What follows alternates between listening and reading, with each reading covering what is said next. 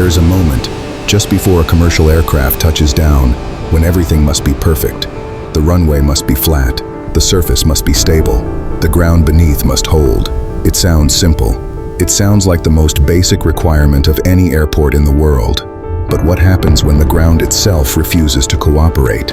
What happens when the land beneath an airport is not a foundation, but a problem shifting, sinking, cracking, and moving in ways that no amount of concrete or engineering ambition can fully stop?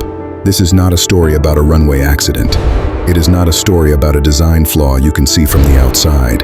This is a story about something far more unsettling. It is a story about an airport built on land that would not stay still. And the terrifying part is that from the outside, from the terminal windows, from the departure gates, from the check-in counters, it looks completely normal. But underneath the surface, a war has been going on since the first concrete was poured. I'm standing at the edge of what appears to be a standard airfield perimeter road.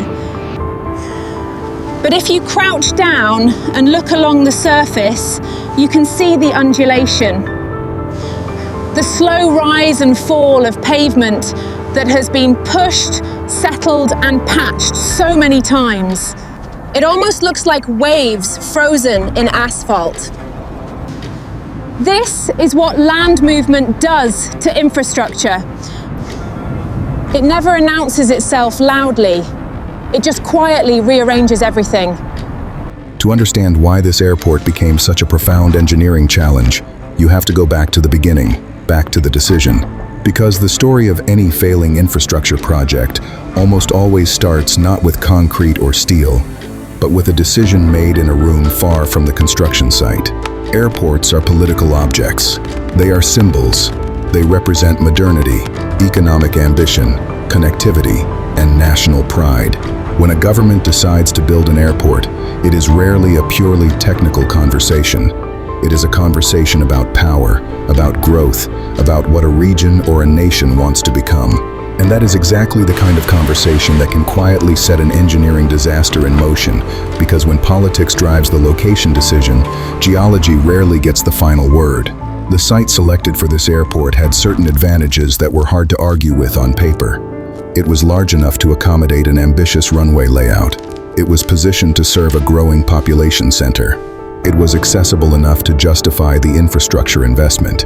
And perhaps most importantly, it was available. Land of that scale, in that location, was something planners could work with, or so they believed. What the site surveys initially suggested was manageable. What they eventually revealed was something far more complicated. This is where it gets interesting.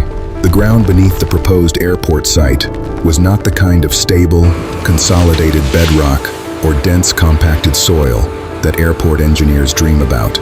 It was, in geological terms, challenging. The area sat in a zone where soft soils, compressible layers, and in some cases waterlogged ground created conditions that engineers call problematic for heavy surface loading. When you build an airport, you are placing enormous weight on the ground, not just the concrete and asphalt of runways and taxiways, but the terminal buildings, the fuel storage systems, the service roads, the drainage networks, the control tower foundations. Every single component demands that the ground beneath it remain exactly where it was when the structure was built. And this ground had other plans. I'm speaking with one of the site survey team members who worked on initial ground assessments here. He asked not to be identified by name. What he told me was simple and alarming. He said that when they looked at the soil profile in certain sections of the proposed runway corridor, the compressibility readings were not what you want to see beneath something as precision sensitive as an active runway. He said those readings were flagged.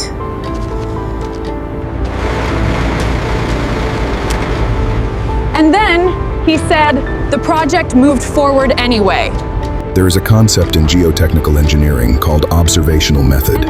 It was developed by Carl Terzaghi, one of the founding figures of modern soil mechanics, who understood better than almost anyone that the ground will always tell you something during construction that it did not tell you before. The observational method accepts this. It builds monitoring into the construction process and commits to adjusting the design as real behavior is revealed, rather than rigidly following a design that was based on pre-construction assumptions. The best-run projects on difficult ground use this method. They treat the construction process as an ongoing conversation with the soil. They listen when the soil says something unexpected, and they respond. What makes the story of this airport so sobering is not that the problems were impossible to anticipate. Some level of difficulty was always anticipated and acknowledged in the engineering documents. What makes it sobering is the accumulation, the small gaps between what was expected and what occurred, multiplied across hundreds of zones of an enormous site, stretched across years of operation, and compounded by the unforgiving operational requirements of aviation infrastructure. A road can tolerate a rough patch. A car park can live with a crack. A rail line can absorb a certain degree of settlement through track geometry adjustments. But a runway cannot. An airport cannot. The precision required, the safety margins demanded, the continuous operational availability expected. These leave almost no room for the kind of ongoing ground movement that this site has consistently produced. And so the engineers keep watching. The sensors keep recording. The maintenance crews keep responding. The repair schedules keep filling up. And the airport keeps operating because it must. Because there are passengers to serve and flights to operate, and an economic region that depends on its continued function. But every landing that touches down on this runway, every aircraft that taxis across the apron to the gate, every fuel truck that crosses the service road, all of it is happening on ground that is not finished moving. Ground that has its own schedule, its own timeline, its own pace that no inauguration ceremony or construction deadline could ever change. I'm at the main runway threshold as evening approaches. A commercial aircraft just landed, its wheels touching down and then running fast along the surface, before slowing near the far end. From here, it looks routine.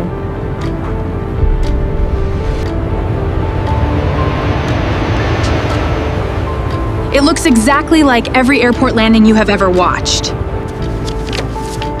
But I have spent 2 days reading the engineering reports, talking to the maintenance crews, watching the settlement data, standing beside the repaired surfaces and the adjusted drainage channels, and the cracked corners of terminal aprons. And from where I am standing now, what just happened was not routine. It was the latest episode in something that has been happening on this ground every single day since this airport opened, and it will happen again tomorrow. The story of this airport does not end with a collapse. It does not end with a dramatic structural failure or a catastrophic runway incident. And that, in a strange way, is both reassuring and deeply troubling. Reassuring because people are still flying safely. Troubling because the absence of a dramatic end event makes it easy to mistake ongoing failure for acceptable performance. This is what slow-motion infrastructure failure looks like. It looks like a higher than normal maintenance budget line. It looks like a repair crew working in the pre-dawn hours. It looks like a sensor reading that has drifted outside tolerance. It looks like a route that was never announced, a traffic projection that was quietly revised downward, a terminal expansion that was indefinitely deferred.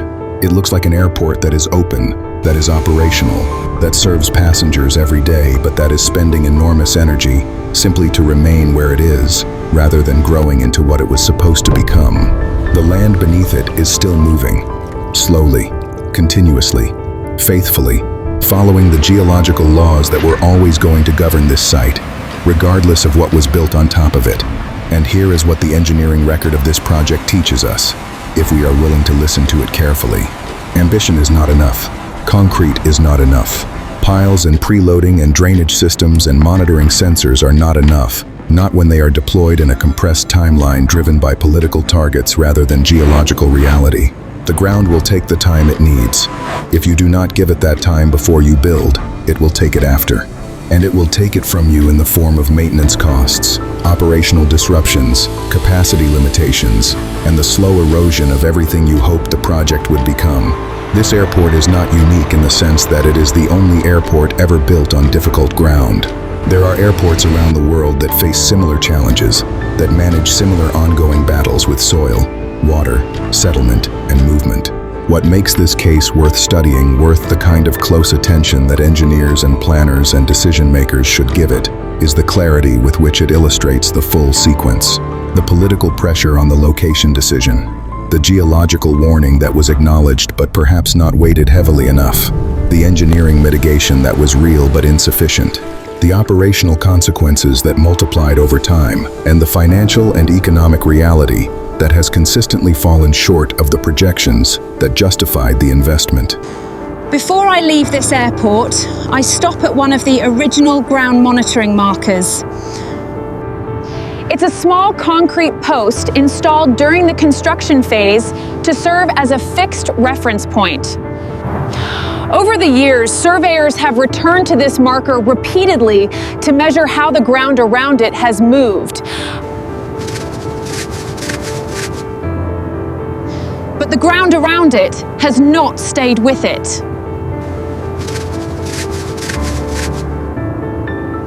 But the ground around it has not stayed with it. There is a visible gap now between the base of the marker and the surrounding surface. A small gap, perhaps only a few centimeters, but those few centimeters represent years of movement. Years of a ground that was not ready, carrying a weight that it was never truly prepared for. I take a photograph of the gap. It tells the whole story better than anything else I have seen here. Sometimes the most dangerous part of an airport is not the runway, the aircraft, or the weather. It is not the air traffic control system, or the fuel infrastructure, or the terminal design. Sometimes the real threat, the one that cannot be seen from the departure lounge, the one that does not appear on the arrivals board, the one that engineers write about in monitoring reports that will never be published on the airport's website, is the ground beneath it. And once that ground starts moving, every landing becomes part of an engineering battle that never truly ends. The airport stands, it operates, flights arrive and depart. Passengers walk through its gates carrying bags and boarding passes and the ordinary concerns of travel, completely unaware of what is happening beneath their feet, beneath the terminal floor, beneath the taxiway, beneath the runway that the aircraft just rolled down at 140 knots before lifting into the sky. The ground is still moving. The maintenance crews know it. The geotechnical engineers know it. The sensor data knows it.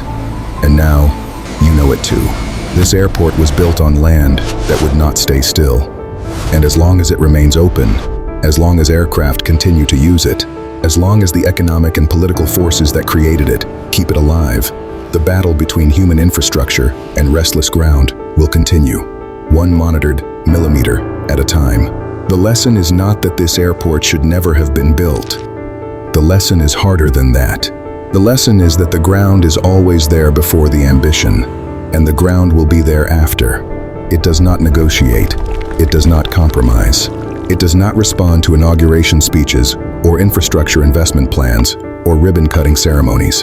It simply moves at its own pace, on its own timeline, according to laws that were written long before the first survey stake was driven into the earth, and that will remain in force long after the last aircraft has departed.